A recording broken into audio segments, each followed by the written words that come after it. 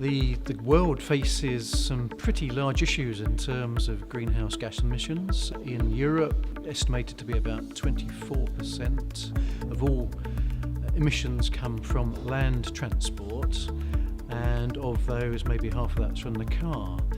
The amount of energy that we are all responsible for using is huge compared to what we can currently generate from renewable sources. REPUTE stands for Renewable Energy Public Transport Enterprise. REPUTE is an 18-month project funded through the Atlantic area, and we're looking to develop the imaginative use of renewable energy into public transport. What it does is it tries to look at how to improve mobility for people in the Atlantic area by using renewable technologies and by using all sorts of technologies to promote energy efficiency.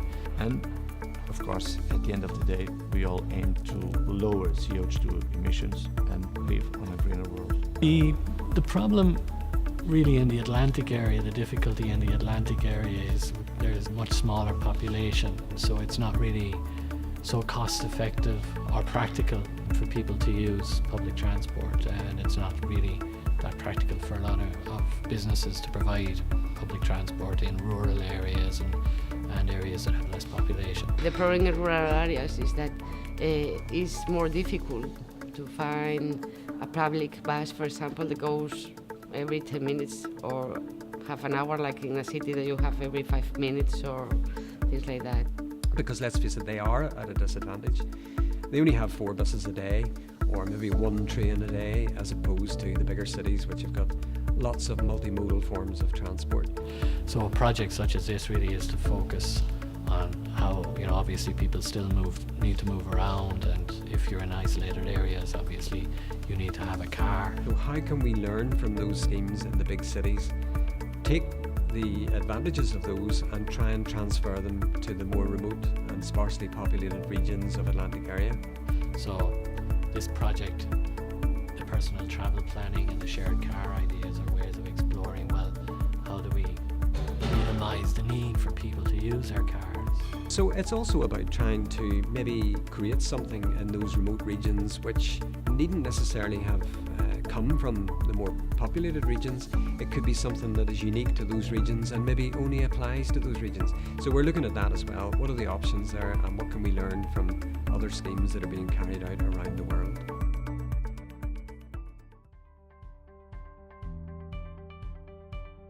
We're doing 2 pilots in REPUTE. One is in Scotland and one is in Portugal. So what we've come up with is a plan to install renewable energy powered signs that will have up-to-date information in remote locations. Secondly, personal travel planning.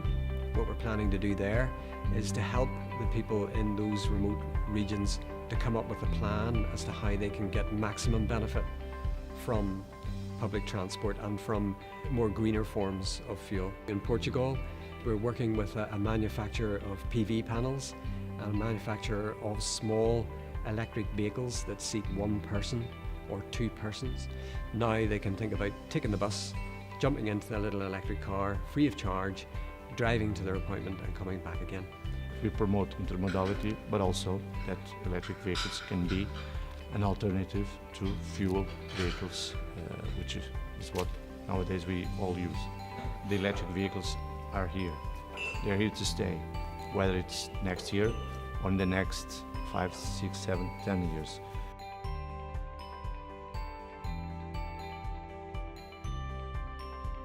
One of the objectives of REPUTE is to develop a guide, and the guide is aimed at the public transport operators and the policymakers. So there's a number of energy technologies which are interesting, so different to diesel and petrol. We're looking at gases, we're looking at hydroelectricity to go into the grid, we're looking at solar, we're looking at wind, of course. But there's no doubt that second generation biofuels generating energy from waste, let's say agricultural waste, food waste, is a fantastic resource. There's just so much of it, and we can generate electricity from it directly, or we can generate gases like methane, which we could burn directly in an engine.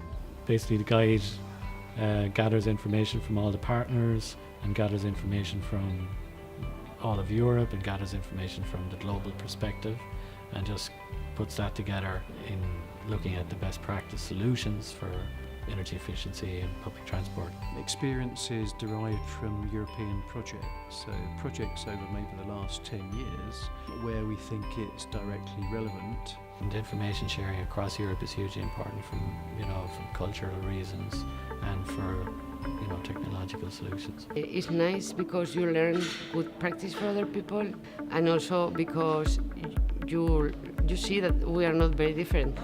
Anything basically that any public transport operator is doing in the area of public transport that we can get into that guide, then it'll become the go-to guide basically. A document which will provide the go-to place for people, policy makers, transport planners, local authorities.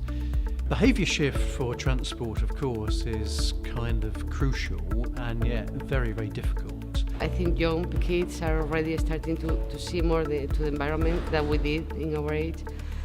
And now it's hard to make some people to see the problems with climate change and all this.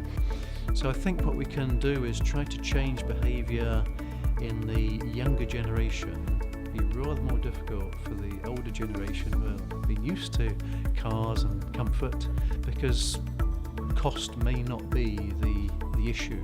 So we can try to have financial incentives, but actually cost is not often the main driver for behaviour change, but other advantages or disadvantages are what makes the difference.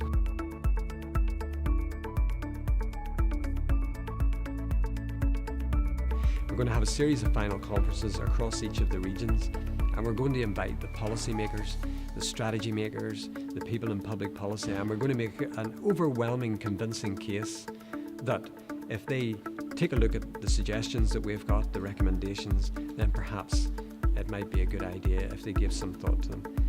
The final conference is totally unique to my knowledge and to others who have worked in European projects before. It has not been done. So it's unique because it's a conference tour, and so it's a conference on the move. What we're going to do instead is we're going to get on a bus. We're going to start in Glasgow, and over a 2-week period we'll come across to Northern Ireland, we'll go down into Ireland, we'll go across to France, down into Spain, into Portugal, and we'll finish up there, and we'll do it all over a 2-week period, and we'll all get to know each other very well indeed.